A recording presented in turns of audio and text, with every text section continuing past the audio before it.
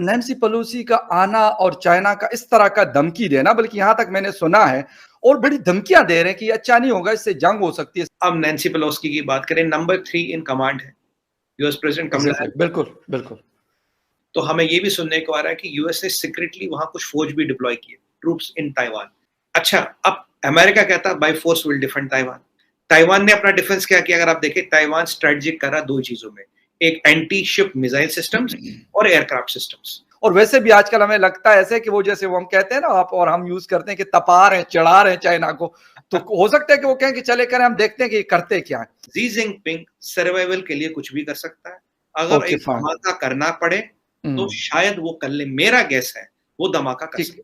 Sir, फिर हिंदुस्तान की क्या पोजीशन होगी? If you have to deal with a wolf, you have to raise a tiger. वही भारत कर रहा है। अगर आपको भेड़िए से मुकाबला करना है तो आपको शेर रखना पड़ेगा अपने पास।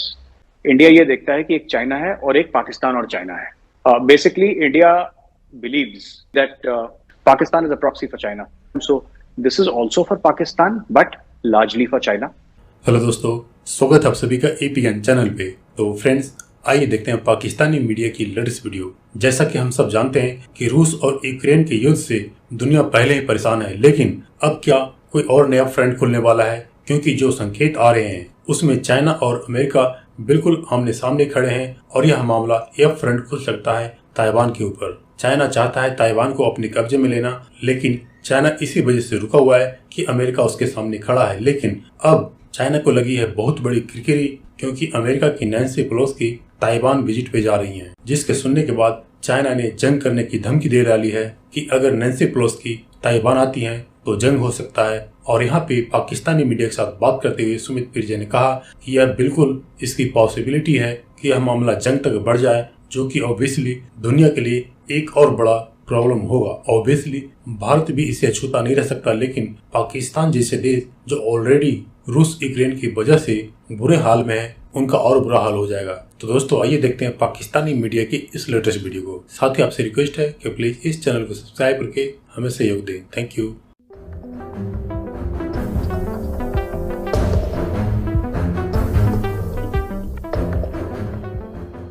एक नैन्सी पेलोसी का जो ताइवान का दौरा है और बहुत ज्यादा आमने सामने चाइना और अमेरिका एक दूसरे के सामने खड़े। सुमित जी, एक चीज तो ये बताइएगा कि नैन्सी पेलोसी का आना और चाइना का इस तरह का धमकी देना, बल्कि यहाँ तक मैंने सुना है और बड़ी धमकियां दे रहे हैं कि अच्छा नहीं होगा, इससे जंग हो सकती है। क्या है असल स्टोरी? है क्या वाकई ये चीज हो सकती है एक दौरे से? देखिए फखर भाई, जी जिनपिंग के रिपोर्ट कार्ड पे कोई बहुत बड़ी चीजें हैं नहीं, क्योंकि चाइना की इकोनॉमी कॉन्ट्रैक्ट कर रही है, एक्सपोर्ट गिर रहे हैं, इकोनॉमिक आउटलुक 3.5% आ गया है।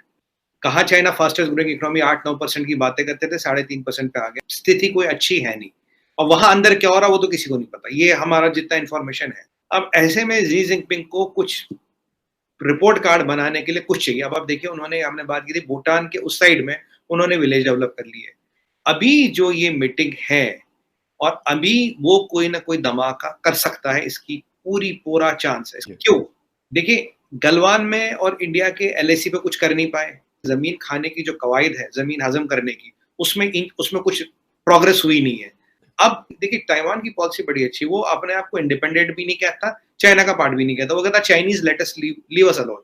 चाइना में सबसे बड़ा इन्वेस्टर ताइवान है, यूनाइटेड स्टेट्स ऑफ अमेरिका नहीं है। ताइवान के पास बहुत ज्यादा फॉरेन एक्सचेंज रिजर्व है, आबादी बहुत कम है, जीडीपी बहुत ज्यादा, उसके हिसाब से पर कैपिटा इनकम बहुत ज्यादा है।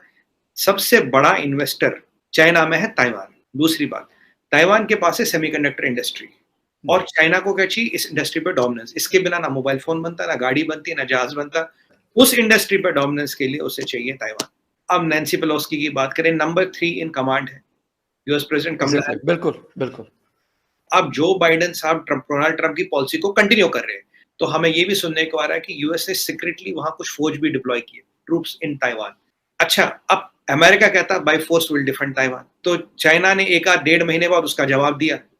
ताइवान ने अपना डिफेंस क्या किया? अगर आप देखें, ताइवान स्ट्रेटेजिक करा दो चीजों में, एक एंटी शिप मिसाइल सिस्टम्स और एयरक्राफ्ट सिस्टम्स। क्योंकि अगर चाइना को ताइवान पे कब्जा करना है, उसे एम्फीबियस असॉल्ट करना पड़ेगा। हम पहले भी बात कर चुके हैं, एम्फीबियस असॉल्ट इतना आसान नहीं है। 1 मिलियन फौज लगेगी, और उनको छुपाना, उनको न बताना, वो घंटों लगेंगे उनको ये स्ट्रेट्स क्रॉस करने में। इसको कैसे करेंगे, क्या करेंगे, प्रैक्टिकल नहीं है ये।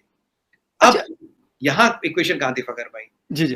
अब जो बाइडेन की पॉलिसी एंटी चाइना जी। और नैन्सी पेलोसी कब जाने चाहती है? जब पीएलए का 2 इवेंट है, एक तो पॉलिट ब्यूरो कांग्रेस और पीएलए का स्थापन दिवस, when the PLA was established. अब उस बंदे का वहां आना, तो चाइना धमकी दे रहा था अगर ये आएगी तो हम भाई आने नहीं देंगे, ठीक है? अच्छा, और यूएस जी, क्या जी। कहता है?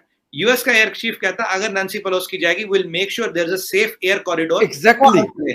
देखिए, नैन्सी पेलोसी का ट्रैक रिकॉर्ड है अगेंस्ट चाइना। अगर वो ताइवान की जमीन पे उतरती है, तो इससे बड़ा थप्पड़ चाइना के लिए हो नहीं सकता, और इतना बड़ा थप्पड़ जी सिंह पे कभी खा नहीं सकता, क्योंकि अक्टूबर में उसकी पॉलिट ब्यूरो की कांग्रेस है, वो कैसे खा ले?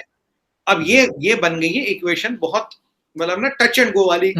और वैसे भी आजकल हमें लगता है ऐसे कि वो जैसे वो हम कहते हैं ना, आप और हम यूज करते हैं कि तपा रहे हैं, चढ़ा रहे हैं चाइना को, तो हो सकता है कि वो कहें कि चले करें, हम देखते हैं कि ये करते क्या है। सर फिर हिंदुस्तान की क्या पोजीशन होगी? देखिए, भारत की पोजीशन ये है, किसी की लड़ाई, किसी का मसला उनका मसला, ना किसी की लड़ाई हमारी है, ना किसी की, हमारी एक इंडिपेंडेंट पॉलिसी है।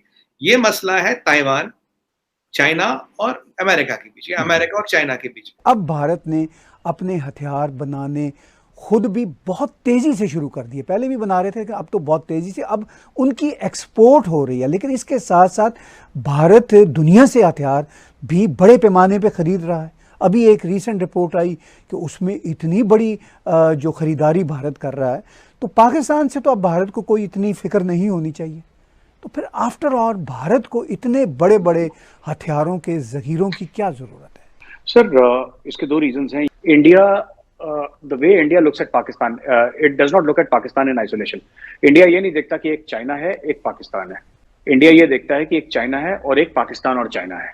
Basically India believes that Pakistan is a proxy for China, यानी कि चाइना पाकिस्तान से काफी कुछ ऐसी चीजें करवाता है जो कि चाइना सामने आके खुद नहीं करना चाहता। So this is also for Pakistan but largely for China. Artificial intelligence और बाकी जितनी भी टेक्नोलॉजी आ रही है सबको अपना रहे हैं, और ये इसके लिए भी है कि China is a threat globally to everybody. और इसलिए नहीं कि उनकी इकोनॉमी बहुत अच्छी है, चाइना लालची मुल्क है साहब, जो कि हर समय दूसरे की प्लेट में देखता है कि भाई आपकी प्लेट में क्या पड़ा है, मैं उसका भी छीन लूं, उसका भी छीन लूं। तो China is like that, and one has to be prepared. If you have to deal with a wolf, you have to raise a tiger.